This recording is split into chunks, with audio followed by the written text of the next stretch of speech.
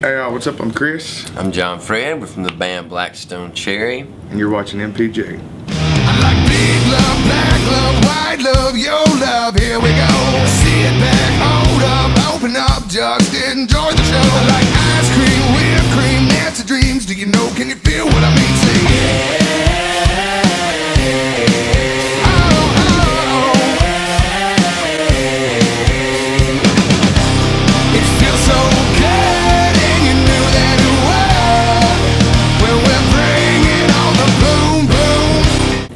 Thank you so much for joining us today. Thank you. We're catching you out on the Carnival of Madness Tour, which, how awesome is that? It's a really good lineup this year. Yeah, it's been going great so far.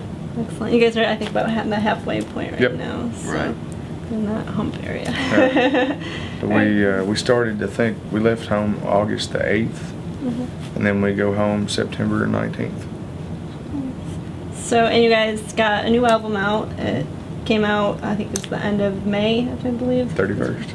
Very good. Can you guys tell us a little bit about it?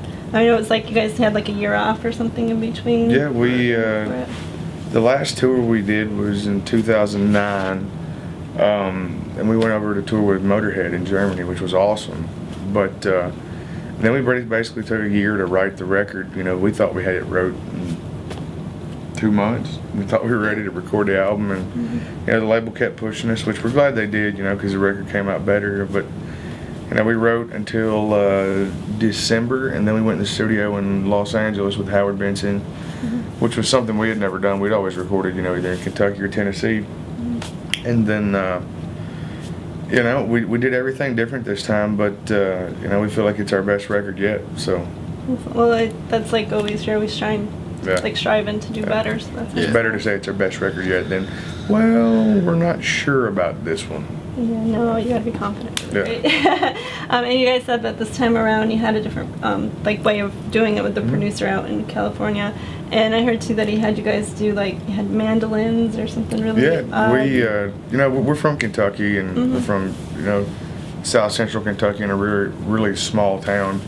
And like my grandpa builds what he used to, he doesn't as much anymore, but he built like mandolins and acoustic guitars and violins and things by hand. And you know, it's a part of who we are, but we never experimented with it in the studio. So there's a song on the record called All I'm Dreaming Of that is basically only traditional bluegrass instruments. Oh, nice. You know, except for the fact that we had like a Civil War era snare drum and a big concert bass drum in it. But other than that, it's all, you know. Yeah, but I mean, like everything else is just, you know, basic, typical bluegrass instruments. And you said it was your grandpa that made them? Yeah, no, he didn't make the ones we used on the record, but he makes them by hand. So you know, I've been around bluegrass my whole life. He's made you your first acoustic. Yeah, the first guitar I ever had, he made for me when I was 12 years old. Oh, wow. So you definitely grew up around music. Yeah, yeah. And John, you did too, right? Was it your dad and your uncle? Yeah. That also are musicians too? Yeah, my dad's a rhythm guitar player, and my uncle's a drummer in the Kentucky Headhunters. So They got a Grammy. So, yeah. You say it all nonchalantly. No, that's pretty awesome. Yeah, so it is. Did you learn like at a very young age then too, being around them, or? Yeah, when I was little, I went out with them on the road, and like during the summer and stuff when I went to school, and I think that, you know, I think it was That's why you're corrupted now? Yeah, that's why I'm corrupted. I think that I didn't really think about it like the star, you know, stroke, like kind of, you know, I think it was more like I was just getting to hang out with my dad and my uncle. But because you don't really, when you're that little, you don't really realize like what, you know, sometimes like what your dad or mom really does for, you know, work, you know. But you just know it's fun just to, you know, get to hang out with them. But as I got older, yeah, like I definitely wanted to play music. And Chris and I went to kindergarten with each other, and we've known each other, you know, longer than about 20 years. Known anybody. And so when we were in 8th grade, there was a talent show, and I remember like I brought my drums, and I have no idea what. 7th grade. It was the end of the 7th grade. It was 7th grade, wasn't it? Yeah.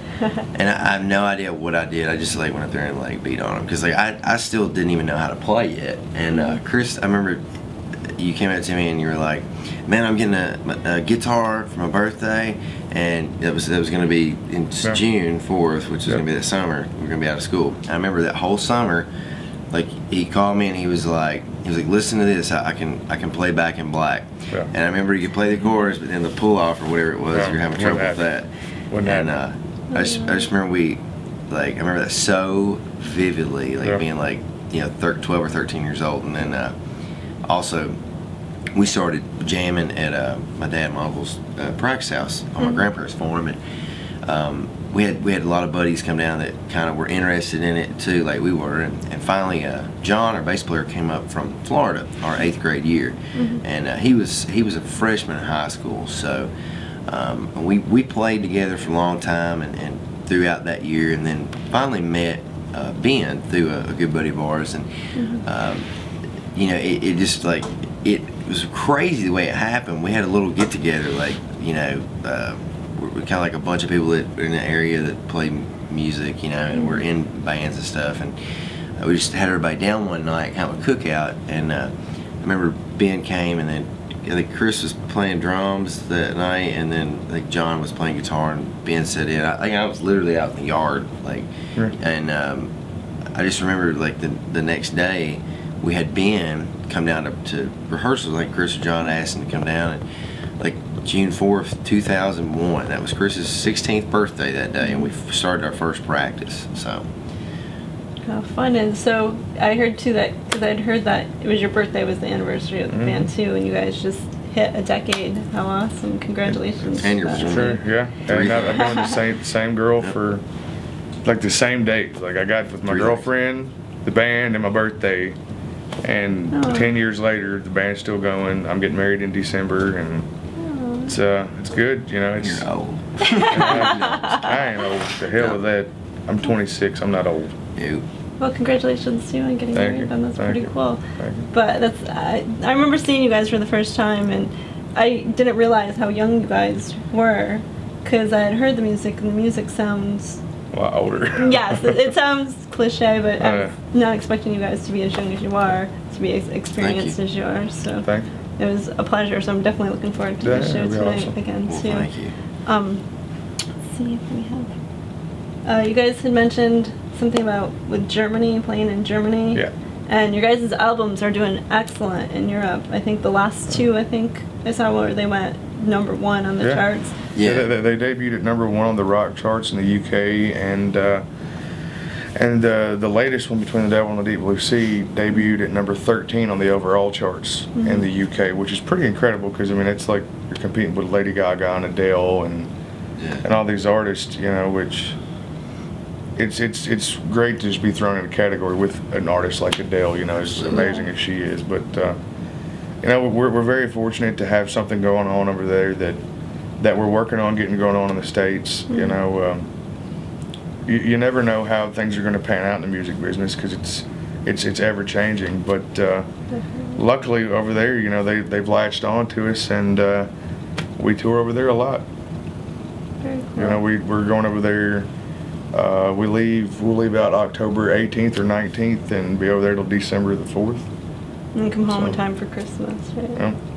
The Germans don't understand 2 and 4 really well. They understand 1, 2, 3, and 4. Like everything, like no matter if you're doing a waltz, like it's like it's like they love rock music. Like it's funny how they clap. They clap every beat instead of like in America, people clap on 2 and 4. You know, on the snare drums, they clap on every beat over there. It's like that in the UK too. Like it is kind of different though. I think one of the reasons that we did really do well and started touring more over there is just because of the fact that rock music is still such a huge, you know, a huge thing over there. I mean, there's so many more outlets. Like they still have TV channels that play rock and roll videos. Yeah, where we kind of locking that. Except for, you know, like yourself here, or like other people who are doing you know, stuff, and like, but as far as, you know, the MTV days of, like, you know, getting to watch MTV2 at like the 120 minutes or, you know, stuff like that, like it's even just MTV in 1994 when it was. I mean, they don't even play. Kurt Loder. They don't even hardly play like pop hits anymore. It's all reality TV. The only time you can watch videos is like 4 in the morning.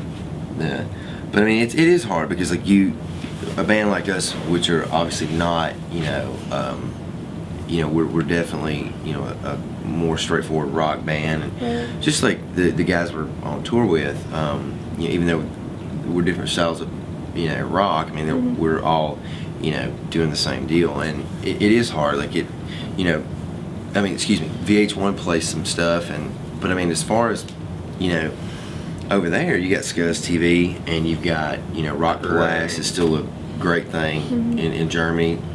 Kerrang TV. I mean, there's a lot of things that do really help promote rock bands, and I think the fans over there have also as far as like like paper, like I mean just magazines and stuff. You've got like Q magazine and like I said, Kerrang and Classic Rock that just really help promote rock bands, and also like shows where you flip in the back to Classic Rock and it shows like every band that's coming to shows, and and you don't have the resources. Yeah, the resources. Yeah, you don't have that here. You have the fans. They just don't. There's not something to keep them up to date on, like where every band's playing. Love, black love, white love, your love, here we go. Sit back, hold up, open up, just enjoy the show. Like ice cream, whipped cream, that's the dreams. Do you know, can you feel what I mean? Say yeah.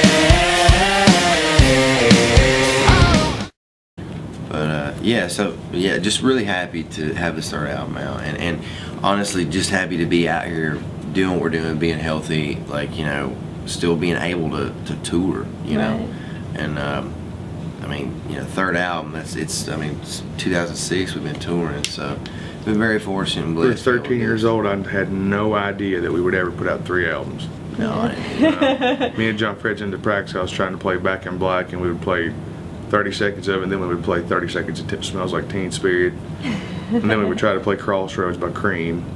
Yeah. It was such a wide range, and then you would go get an extra bass when we'd play Pantera songs. Yeah, we did a lot. We listened to a lot of different stuff, and then obviously when we got Black Stone Cherry together, like Ben is a huge Elvis fan, and also obviously all the classic rock bands, Aerosmith, and John's got his influences. And he loves Alice in Chains and all the classic rock stuff too. But there's just a lot of different. It's funny because when we started, it was John, John, and myself, and we were playing blues. I mean, it was basically we were just playing a lot of blues stuff.